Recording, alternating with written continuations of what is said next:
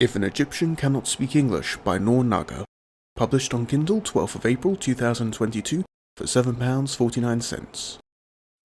A cross-class relationship set against the backdrop of Cairo, with inner thought monologues that frequently ruminate on race, class, imperialism, and the main character's struggles with their identity. She is a high-class American returning to a countryside she has identified with her entire life, despite never living within. He is a poor Egyptian whom, after success taking pictures of the 2011 revolution for international news agencies, has fallen to destitution. This narrative core is obfuscated by the author's self-described experimental style. To break it down, the book is organized not by chapters, but simply 3 parts. Part 1 and 2 making up the story, Part 3 being a fourth-wall-breaking self-examination of the narrative, framed as a writer's workshop. Instead of chapters, each small segment of the book is opened with questions.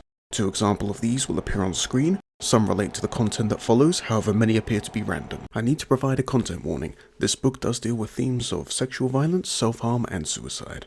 After reading the book twice, I appreciate what the author has achieved, however I cannot say I enjoyed it. Perspectives switch rapidly between characters, leading to confusion and stopping the flow of the story. Additionally, the second part of the book introduces footnotes to help elaborate on Egyptian culture to avoid confusion.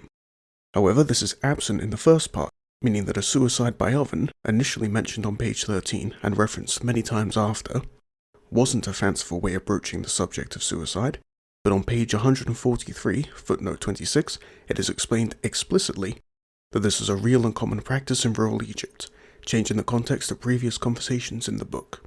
A numerical score here would be of limited value, so instead I would just say that I recommend this book for those seeking a literary challenge, however cannot recommend it for the general public or light readers.